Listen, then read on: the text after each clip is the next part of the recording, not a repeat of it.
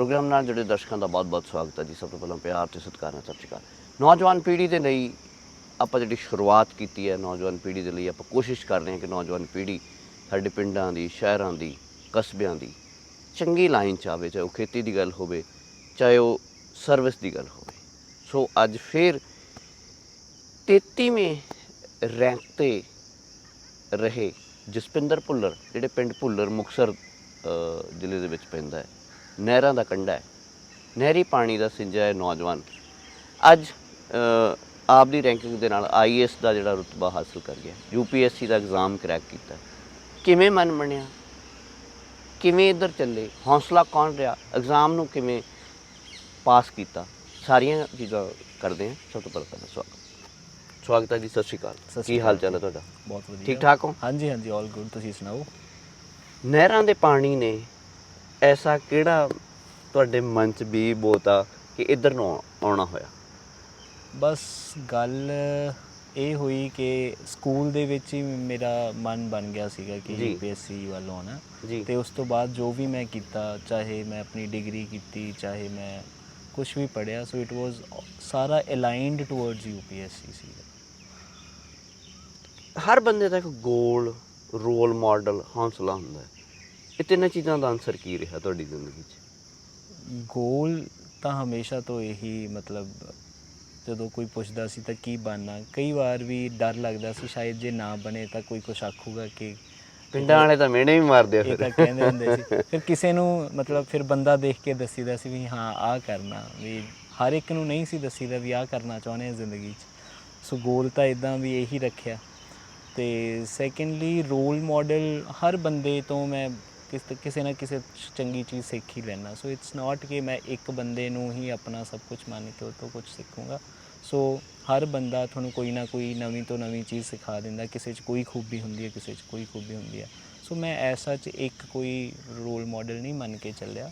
ਸੋ ਮੈਂ ਜਿੰਨੇ ਵੀ ਮੇਰੀ ਜ਼ਿੰਦਗੀ 'ਚ ਕੋਈ ਵੀ ਰਿਹਾ ਜਾਂ ਕੋਈ ਵੀ ਹੈ, ਮੈਂ ਉਹਦੇ ਤੋਂ ਸਿੱਖਣ ਦੀ ਕੋਸ਼ਿਸ਼ ਕੀਤੀ ਹੈ। ਅਤੇ ਹੌਸਲੇ ਤੋਂ ਬਿਨਾਂ ਇੱਕ ਸਫਲਤਾ ਨਹੀਂ ਪ੍ਰਾਪਤ ਹੁੰਦੀ। ਸੋ ਉਹਦੇ ਇਸ ਹੌਸਲੇ ਦੇ ਪਿੱਛੇ ਘਰ ਦੇ, ਮੇਰਾ ਪਰਿਵਾਰ, ਮੇਰੇ ਮੰਮਾ ਪਾਪਾ, ਦਾਦਾ ਦਾਦੀ, ਸੋ ਉਹ, ਅਤੇ ਫਿਰ ਉਸ ਤੋਂ ਬਾਅਦ ਪਰਮਾਤਮਾ ਦੀ ਕਿਰਪਾ, that has to be there. ਤਾਂ ਇਹ ਦੋਵੇਂ ਚੀਜ਼ਾਂ। ਇਸ ਐਗਜ਼ਾਮ ਨੂੰ ਜਦੋਂ ਆਪਾਂ ਸ਼ੁਰੂਆਤ ਕਰਦੇ ਹਾਂ, ਗ੍ਰੈਜੂਏਸ਼ਨ ਕਰ ਲਈ, ਤਾਂ ਕਹਿੰਦੇ ਇੱਕ ਤਪੱਸਿਆ ਹੈ, ਬਹੁਤ ਬੈਠਣਾ ਪੈਂਦਾ ਹੈ, ਬਹੁਤ ਲੰਬਾ ਲੰਬਾ ਪੜ੍ਹਨਾ ਪੈਂਦਾ ਹੈ। ਇਹ ਪਲੈਨਿੰਗ ਕਿਵੇਂ ਰਹੀ? ਇਹ ਡਿਪੈਂਡ ਕਰਦਾ ਵੀ ਕਿਵੇਂ ਤੁਹਾਨੂੰ ਪਹਿਲਾਂ ਆਪਦੇ ਆਪ ਨੂੰ ਜਾਣਨਾ ਬਹੁਤ ਜ਼ਰੂਰੀ ਹੈ ਇਸ ਐਗਜ਼ਾਮ ਦੇ ਲਈ। ਤਪੱਸਿਆ ਹੈ ਬਿਕਾਜ਼ ਸਭ ਤੋਂ ਪਹਿਲਾਂ ਤੁਹਾਨੂੰ ਇਹ ਪਤਾ ਹੋਣਾ ਚਾਹੀਦਾ ਵੀ ਤੁਹਾਡਾ ਇਸ ਵਕਤ ਲੈਵਲ ਕੀ ਹੈ ਜਦੋਂ ਤੁਸੀਂ ਐਗਜ਼ਾਮ ਸ਼ੁਰੂ ਕਰਨਾ ਤਾਂ, ਅਤੇ ਉਹ ਵੀ ਤੁਹਾਨੂੰ ਸੱਚੀ ਗੱਲ ਪਤਾ ਹੋਵੇ। ਇਹ ਨਾ ਹੋਵੇ ਵੀ ਤੁਸੀਂ ਆਪਦੇ ਆਪ ਨੂੰ ਬਹੁਤ ਫੰਨੇ ਖਾਂ ਸਮਝ ਰਹੇ ਹੋ ਅਤੇ ਅਖੀਰ 'ਤੇ ਜੋ ਤੁਸੀਂ ਬੈਠੋ ਤਾਂ ਤੁਹਾਨੂੰ ਕੁਛ ਮਤਲਬ ਤੁਹਾਨੂੰ ਲੱਗੇ ਕਿ ਨਹੀਂ, ਕੁਛ ਮੈਂ ਹਾਲੇ ਹੋਰ ਪੜ੍ਹਨਾ ਸੀ, ਹੋਰ ਨੀਚੇ ਲੈਵਲ ਤੋਂ ਸ਼ੁਰੂ ਕਰਨਾ ਸੀ। So you must know yourself. ਉਹ ਬਹੁਤ ਇੰਪੋਰਟੈਂਟ ਚੀਜ਼ ਬਣ ਜਾਂਦੀ ਹੈ ਐਗਜ਼ਾਮ ਲਈ। ਅਤੇ ਫਿਰ ਜਿਵੇਂ ਜਿਵੇਂ ਤੁਹਾਨੂੰ ਤੁਹਾਡੀਆਂ ਗਲਤੀਆਂ ਪਤਾ ਲੱਗਦੀਆਂ, ਉਵੇਂ ਉਵੇਂ ਤੁਸੀਂ ਇੰਪਰੂਵ ਕਰਦੇ ਜਾਂਦੇ ਆ। ਇਹ ਵੀ ਜ਼ਰੂਰੀ ਹੈ। ਇਵੈਲੂਏਸ਼ਨ ਐਂਡ ਇੰਪਰੂਵਮੈਂਟ, ਇਹ ਵੀ ਇਸ ਮੰਨ ਕੇ ਚਲੋ ਇਸ ਸਫ਼ਰ ਦਾ ਉਨਾ ਹੀ ਅਟੁੱਟਵਾਂ ਹਿੱਸਾ ਜਿੰਨਾ ਆਪਾਂ ਕਹਿ ਦਿੰਦੇ ਹਾਂ ਵੀ ਬੈਠ ਕੇ ਪੜ੍ਹਾਈ ਕਰਨਾ। ਸੋ ਸਿਰਫ ਪੜ੍ਹਨ ਨਾਲ ਨਹੀਂ, ਆਪਣੀ ਇਵੈਲੂਏਸ਼ਨ ਕਰਨੀ, ਫਿਰ ਉਹਦੇ 'ਤੇ ਇੰਪਰੂਵਮੈਂਟਸ ਲੈ ਕੇ ਆਉਣੀਆਂ, ਉਹ ਵੀ ਓਨਾ ਹੀ ਜ਼ਰੂਰੀ ਬਣ ਜਾਂਦਾ। ਹਰ ਬੰਦਾ ਜਦੋਂ ਸ਼ੁਰੂਆਤ ਕਰਦਾ ਉਹ ਪਹਿਲਾਂ ਸਿਲੇਬਸ ਲੱਭਦਾ, ਹਾਂਜੀ, ਫਿਰ ਉਹ ਜਗ੍ਹਾ ਲੱਭਦਾ, ਇੰਸਟੀਟਿਊਟ ਲੱਭਦਾ। ਇਹ ਚੀਜ਼ਾਂ ਦੋ ਪਹਿਲੇ ਸਟੈਪ ਦੀਆਂ। ਹਾਂਜੀ, ਇਹਨਾਂ ਨਾਲ ਤੁਹਾਡਾ ਕਿਵੇਂ ਵਾਸਤਾ ਰਿਹਾ? ਸਭ ਤੋਂ ਪਹਿਲਾਂ ਤੁਸੀਂ ਬਹੁਤ ਸਹੀ ਗੱਲ ਕਹੀ। ਸਿਲੇਬਸ ਜਦ ਮੈਂ ਆਪਣਾ ਗ੍ਰੈਜੂਏਸ਼ਨ ਸ਼ੁਰੂ ਕੀਤੀ, ਮੈਂ ਉਦੋਂ ਹੀ ਦੇਖਣ ਲੱਗ ਗਿਆ ਸੀ ਕਿ ਮੈਂ ਵੀ ਆਹ ਚੀਜ਼ ਕਰਨੀ ਆ। So I should know the syllabus.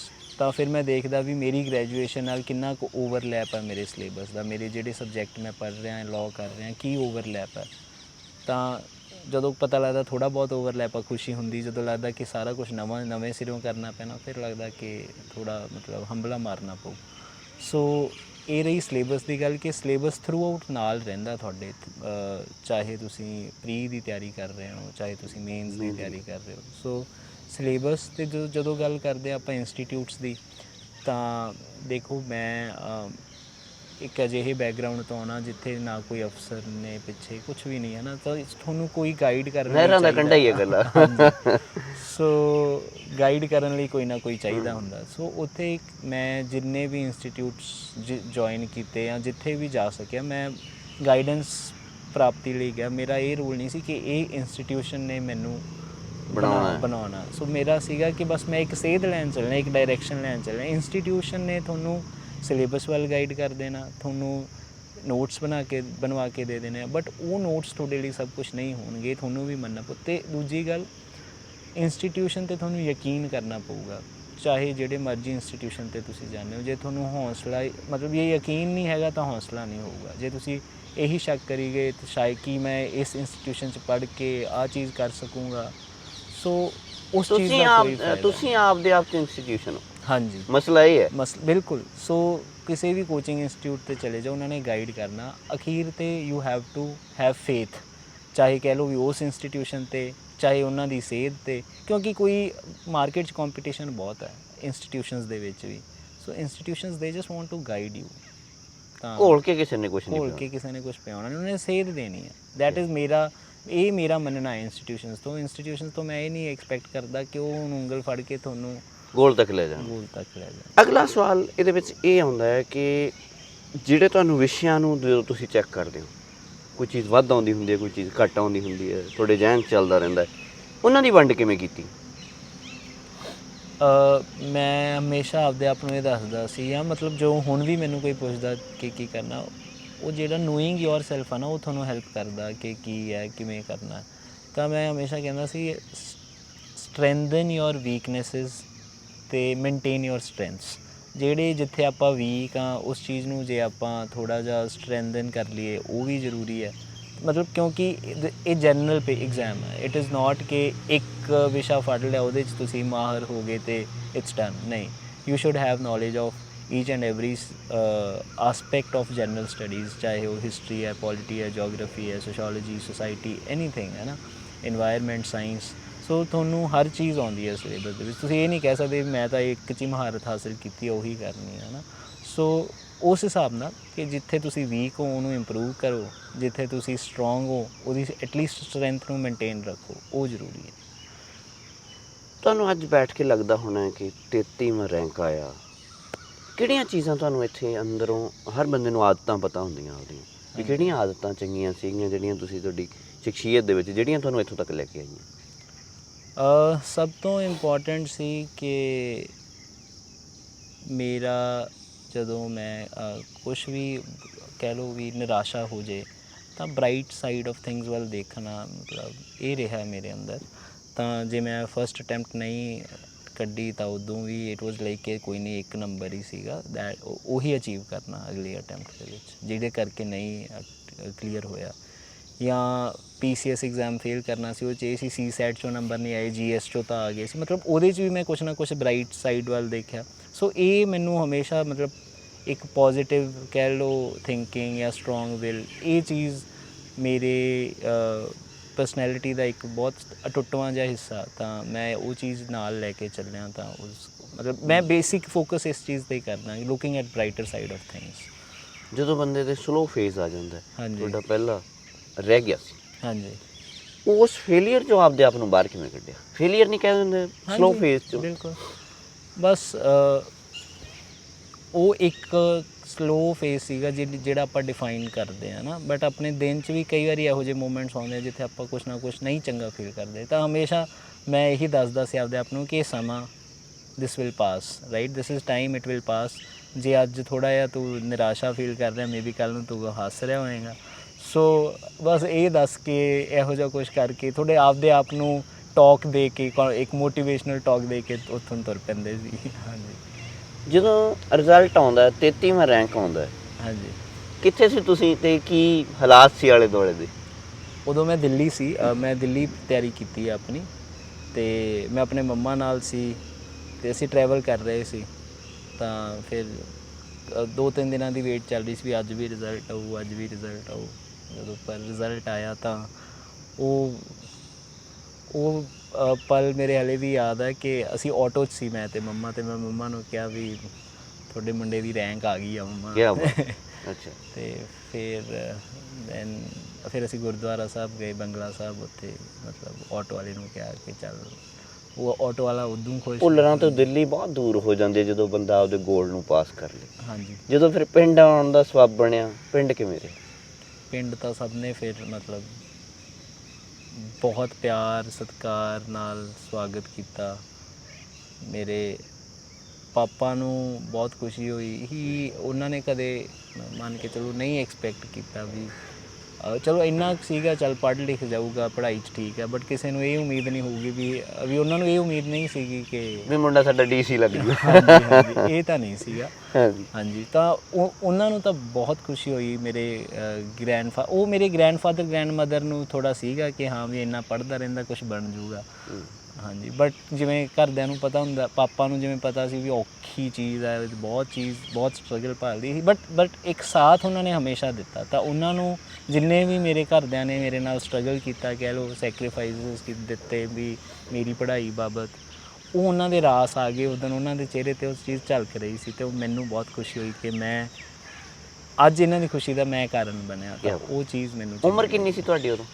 ਮੈਂ 26 ਦਾ ਸੀ ਜਦ ਰਿਜ਼ਲਟ ਆਇਆ ਸੀ। ਇੰਨੀ ਛੋਟੀ ਉਮਰ 'ਚ ਸਫਲਤਾ ਮਿਲਣੀ ਵੀ ਆਪਣੇ ਆਪ 'ਚ ਇੱਕ ਖੁਸ਼ੀ ਹੈ। ਹਾਂਜੀ। ਅੱਛਾ, ਮੈਂ ਤੁਹਾਨੂੰ ਫਿਰ ਉੱਥੇ ਫਿਰ ਟਰੈਕ 'ਤੇ ਫਿਰ ਲੈ ਕੇ ਆਉਣਾ। ਜਦੋਂ ਬੱਚੇ ਨੂੰ ਕਦੋਂ ਕਿੰਨਿਓਂ ਰੱਖ ਲੈਣੀ ਚਾਹੀਦੀ ਹੈ ਵੀ ਆਪਾਂ ਜਾਣਾ ਹੈ ਉੱਧਰ ਨੂੰ? ਗੱਲ ਮਤਲਬ UPSC ਇੱਕ ਇਹੋ ਜਿਹੀ ਚੀਜ਼ ਆ, ਜਾਂ ਮਤਲਬ ਕੋਈ ਵੀ ਆਪਾਂ ਐਗਜ਼ਾਮ ਦਿੰਦੇ ਹਾਂ, ਕੰਪੀਟੀਸ਼ਨ ਲੜਦੇ ਹਾਂ, ਇਹ ਸਿਰਫ ਸਿਲੇਬਸ ਦੀ ਖੇਡ ਨਹੀਂ ਹੁੰਦੀ, it's your personality development also. ਤਾਂ ਤੁਸੀਂ ਜਦੋਂ ਵੀ ਤੁਹਾਡੇ ਮਨ 'ਚ ਜਦੋਂ ਇਹ ਨੀਂਵ ਰੱਖਦੇ ਆਪਾਂ ਵੀ ਆਪਾਂ ਇਹ ਚੀਜ਼ ਕਰਨੀ ਆ, ਤਾਂ ਉਹ ਸ਼ਾਇਦ ਕਈ ਮੇਰੇ ਵਾਂਗੂ ਸਕੂਲ 'ਚ ਵੀ ਹੋ ਸਕਦੀ ਹੈ, ਕਾਲਜ 'ਚ ਵੀ ਹੋ ਸਕਦੀ ਹੈ, ਜਿੱਥੇ ਵੀ ਜਦੋਂ ਵੀ ਤੁਹਾਨੂੰ ਲੱਗੇ ਕਿ this is something that I want to achieve, ਤਾਂ ਮਤਲਬ ਇਹਦਾ ਕੋਈ ਸਮਾਂ ਨਹੀਂ ਹੈਗਾ। ਬਟ ਜਦੋਂ ਤੁਹਾਡੇ ਮਨ 'ਚ ਉਹ ਚੀਜ਼ ਆ ਗਈ ਤਾਂ ਤੁਹਾਨੂੰ ਇਹ ਨਹੀਂ ਹੋਣਾ ਚਾਹੀਦਾ ਕਿ ਹੁਣ ਮੈਂ ਕਿਤਾਬੀ ਕੀੜਾ ਬਣਨਾ, ਸੋ ਮਤਲਬ ਬੁੱਕਸ 'ਚ ਹੀ ਰਹਿਣਾ। ਸੋ ਤੁਹਾਨੂੰ ਕਲਾਸ 'ਚੋਂ ਤਾਂ ਸਿੱਖਣਾ ਹੀ ਸਿੱਖਣਾ, ਬਟ ਕਲਾਸ ਦੇ ਬਾਹਰ ਜਿਹੜੀਆਂ ਚੀਜ਼ਾਂ ਸਿੱਖਣੀਆਂ, ਸਮਾਜ ਦੀ ਕਲਾਸ 'ਚੋਂ ਵੀ ਸਿੱਖਣਾ, ਉਹਦੇ 'ਚੋਂ ਜ਼ਿਆਦਾ ਸਿੱਖਣਾ ਜ਼ਰੂਰੀ ਆ। ਅਤੇ ਉਹ ਐਕਸਪੋਜਰ ਲੈਣੇ ਬਹੁਤ ਜ਼ਰੂਰੀ ਹੈ। ਜਿਵੇਂ ਮੈਂ ਸਿਰਫ ਮੁਕਤਸਰ 'ਚ ਸੀ ਤਾਂ ਸ਼ਾਇਦ ਮੇਰੀ ਸੋਚ ਸੀਮਤ ਸੀ। ਫਿਰ ਮੈਂ ਬਾਹਰ ਆਇਆ ਤਾਂ ਮੈਂ ਨਵੇਂ ਲੋਕਾਂ ਨਾਲ ਵਾਹ ਵਾਸਤਾ ਪਿਆ। ਮੈਂ ਦਿੱਲੀ ਗਿਆ, ਹੋਰ ਸਰਕਲ ਮਤਲਬ ਵੱਧ ਲੋਕਾਂ ਨਾਲ ਵਾਹ ਵਾਸਤਾ ਪਿਆ, ਦੁਨੀਆ ਤੋਂ ਸਿੱਖੇ ਆਪਾਂ। ਮਤਲਬ ਚਲੋ ਹਲੇ ਦੁਨੀਆ ਨਹੀਂ ਦੇਖੀ, ਬਟ ਦਾ ਪੁਆਇੰਟ ਇਜ਼ ਜਿੰਨੇ ਵੱਧ ਤੋਂ ਵੱਧ ਲੋਕ ਮਿਲੇ, ਵੱਧ ਤੋਂ ਵੱਧ ਤੁਹਾਡੇ ਨਾਲ ਕੋਈ ਇੰਸੀਡੈਂਟਸ ਹੋਏ, ਤੁਸੀਂ ਉਹਨਾਂ ਤੋਂ ਕੁਛ ਨਾ ਕੁਛ ਸਿੱਖਦੇ ਹੋ। ਸੋ ਉਹ ਸਿੱਖਣਾ ਬਹੁਤ ਜ਼ਰੂਰੀ ਹੈ। ਸੋ ਨੋਟ ਜਸਟ ਕਿ ਤੁਸੀਂ ਕਮਰੇ 'ਚ ਬੰਦ ਕਰਕੇ ਕਿਤਾਬਾਂ ਹੀ ਪੜ੍ਹਨੀਆਂ। ਸੋ ਆਪਦੀ ਸ਼ਖਸੀਅਤ ਨੂੰ ਨਿਖਾਰਨ ਲਈ ਤੁਹਾਨੂੰ ਆਊਟਸਾਈਡ ਦਾ ਕਲਾਸਰੂਮ ਸਿੱਖਣਾ ਬਹੁਤ ਜ਼ਰੂਰੀ ਹੋ। 2 ਸਵਾਲ ਮੈਨੂੰ ਸਟੂਡੈਂਟਸ ਦੇ ਵੀ ਆਉਂਦੇ ਆ ਵੀ ਆਹ ਜ਼ਰੂਰ ਪੁੱਛਿਓ। ਹਾਂਜੀ। ਨੋਟਿਸ ਜਿਹੜੇ ਬਣਦੇ ਆ ਤੁਹਾਡੇ, ਹਾਂਜੀ, ਨੋਟਸ ਮਿਲਦੇ ਆ ਹਾਂਜੀ, ਜਾਂ ਲੱਭ ਜਾਂਦੇ ਆ, ਇੰਸਟੀਟਿਊਟ ਦਿੰਦੇ ਆ ਜਾਂ ਇੱਧਰ ਉੱਧਰ ਆਨਲਾਈਨ ਵੀ ਉਪਲਬਧ ਹੈਗੀਆਂ ਚੀਜ਼ਾਂ, ਹਾਂਜੀ। ਉਹ ਕਿੰਨੇ ਕੁ ਮਦਦਗਾਰ ਹੈ? ਨੋਟਸ ਦੇਖੋ, ਮੈਂ ਹਮੇਸ਼ਾ ਮੈਂ ਮਤਲਬ ਹਰ ਇੱਕ ਬੰਦੇ ਦਾ ਪੜ੍ਹਨ ਦਾ ਤਰੀਕਾ ਹੁੰਦਾ, ਉਹੀ ਨੋ ਯੋਰ ਸੈਲਫ, ਤੁਹਾਡਾ ਪੜ੍ਹਨ ਦਾ ਕੀ ਤਰੀਕਾ।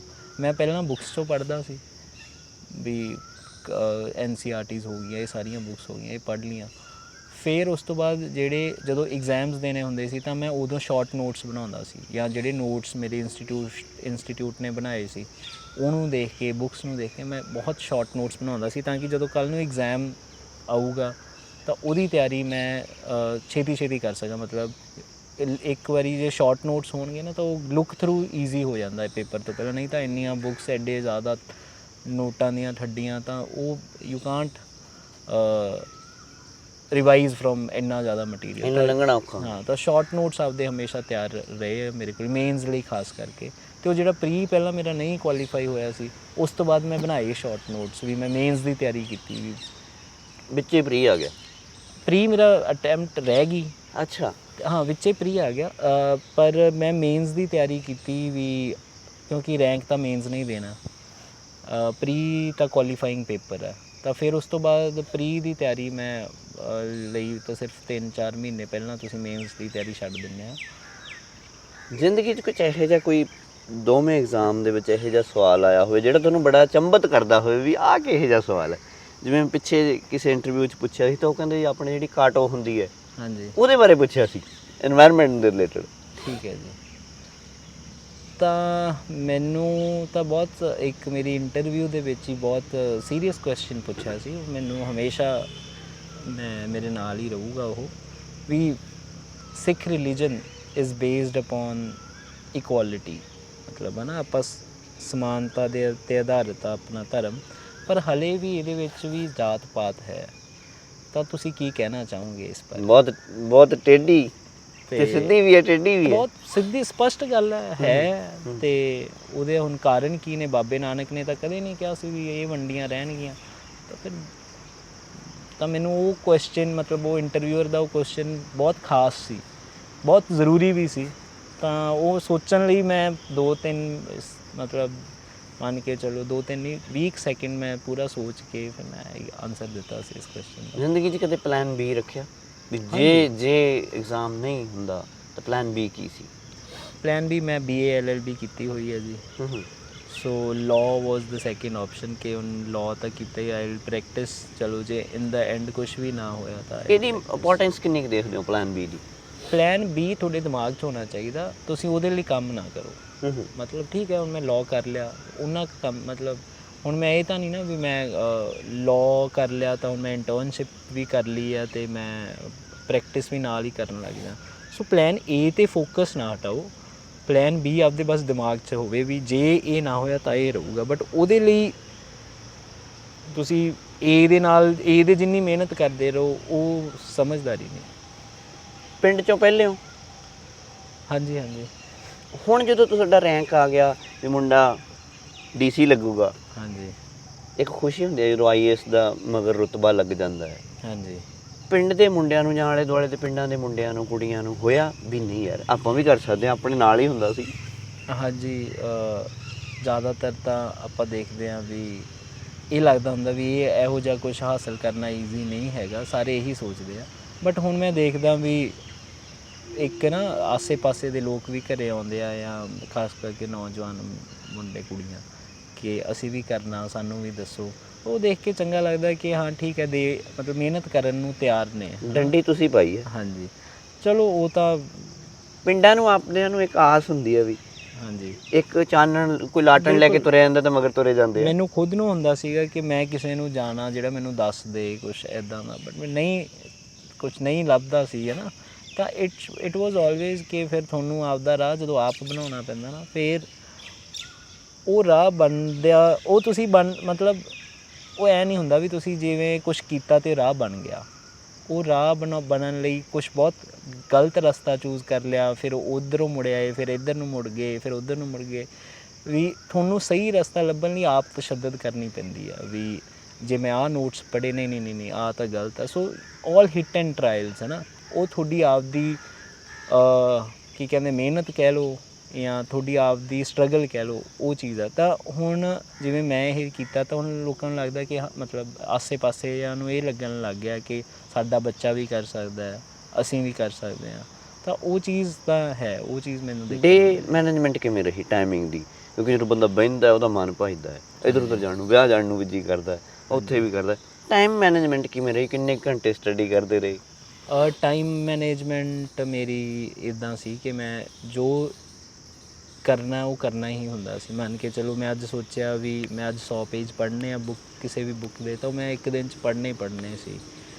ਪਰ 100 ਪੇਜ ਲਗਾਤਾਰ ਨਹੀਂ ਪੜ੍ਹ ਸਕਦਾ ਬੰਦਾ, ਅਤੇ ਉਹਦੇ ਲਈ ਮੈਨੂੰ ਆਪਦੇ ਸ਼ਡਿਊਲ ਦਿਨ ਨੂੰ ਵੰਡਣਾ ਪੈਂਦਾ ਸੀ ਕਈ ਪਾਰਟਸ ਦੇ ਵਿੱਚ, ਅਤੇ ਉਹ ਪਾਰਟਸ ਨੂੰ ਕੈਰੀ ਕਰਦੇ ਸੀ ਮੇਰੇ ਬ੍ਰੇਕਸ।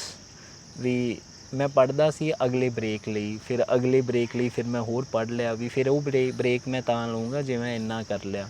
ਸੋ ਟਾਰਗੇਟਿਡ ਹੁੰਦਾ ਸੀਗਾ ਹਮੇਸ਼ਾ। ਮੰਨ ਕੇ ਚਲੋ ਮੈਂ ਸਵੇਰੇ ਬ੍ਰੇਕਫਾਸਟ ਕਰਕੇ ਬਹਿੰਦਾ, ਤਾਂ ਉਸ ਤੋਂ ਬਾਅਦ ਕੁਛ ਵੀ ਕਰਦਾ, ਤਾਂ ਇਹ ਹੁੰਦਾ ਸੀਗਾ ਕਿ ਬ੍ਰੇਕ ਆਊਗਾ ਤਾਂ ਫਿਰ ਮੈਂ ਬ੍ਰੇਕ ਦੇ ਵਿੱਚ ਘਰਦਿਆਂ ਨਾਲ ਗੱਲਾਂ ਬਾਤਾਂ ਕਰੂੰਗਾ, ਫਿਰ ਮੈਂ ਪੜ੍ਹਨ ਬੈਠੂੰਗਾ। ਸੋ ਇਟ ਵਾਜ਼ ਲਾਈਕ ਕਿ ਮੈਂ ਸਵੇਰੇ ਬ੍ਰੇਕਫਾਸਟ ਕੀਤਾ, ਪੜ੍ਹਨ ਬੈਠਿਆ, ਫਿਰ ਮੈਂ ਚਾਹ ਲਈ ਬ੍ਰੇਕ ਲੈਣਾ ਹੁੰਦਾ ਸੀ, ਫਿਰ ਮੈਂ ਫਿਰ ਪੜ੍ਹਨਾ ਹੁੰਦਾ ਸੀ, ਫਿਰ ਮੈਂ ਲੰਚ ਲਈ ਬ੍ਰੇਕ ਲੈਣਾ ਹੁੰਦਾ ਸੀ, ਫਿਰ ਮੈਂ ਫਿਰ ਪੜ੍ਹਨਾ ਹੁੰਦਾ ਸੀ, ਫਿਰ ਮੈਂ ਦੁਪਹਿਰੇ ਜਿਹੜਾ ਸ਼ਾਮ ਦੇ 5 ਵਜੇ ਵਾਲਾ ਮੰਨ ਕੇ ਚਲੋ ਦੁੱਧ ਵਗੈਰਾ ਪੀਣਾ, ਉਹਦੇ ਲਈ ਬ੍ਰੇਕ ਲੈਣਾ ਹੁੰਦਾ ਸੀ, ਫਿਰ ਮੈਂ ਫਿਰ ਪੜ੍ਹਨਾ ਹੁੰਦਾ ਸੀ, ਫਿਰ ਐਕਸਰਸਾਈਜ਼ ਕਰਨੀ ਹੁੰਦੀ ਸੀ, ਉਹਦੇ ਲਈ ਬ੍ਰੇਕ ਲੈਣਾ ਹੁੰਦਾ ਸੀ।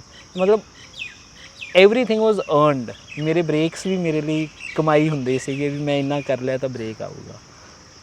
ਆਖਰੀ ਸਵਾਲ ਹੈ ਮੇਰਾ, ਹਾਂਜੀ ਜਦੋਂ ਕੋਈ ਇਨਸਾਨ ਸੋਚਦਾ ਹੈ ਕਿ ਮੈਂ ਬਣਨਾ ਹੈ ਕੁਝ, ਜਦੋਂ ਉਹਦੇ ਸਾਹਮਣੇ ਕੋਚਿੰਗ ਇੰਸਟੀਟਿਊਟ, ਵੱਡੀਆਂ ਵੱਡੀਆਂ ਕਿਤਾਬਾਂ, ਹੋਰ ਚੀਜ਼ਾਂ, ਮੰਨ ਕੇ ਚਲੋ ਅਰਥ ਵਿਵਸਥਾ ਘਰ ਦੀ ਪਿਛੋਕੜ ਨੂੰ ਵੇਖਦੇ ਹਾਂ, ਕਈ ਬੰਦਿਆਂ ਨੂੰ ਅਲਾਓ ਨਹੀਂ ਕਰਦੀ, ਤੁਹਾਨੂੰ ਲੱਗਦਾ ਕਿ ਉਹ ਬੰਦਾ ਵੀ ਇਸ ਐਗਜ਼ਾਮ ਨੂੰ ਕ੍ਰਾਸ ਕਰ ਸਕਦਾ?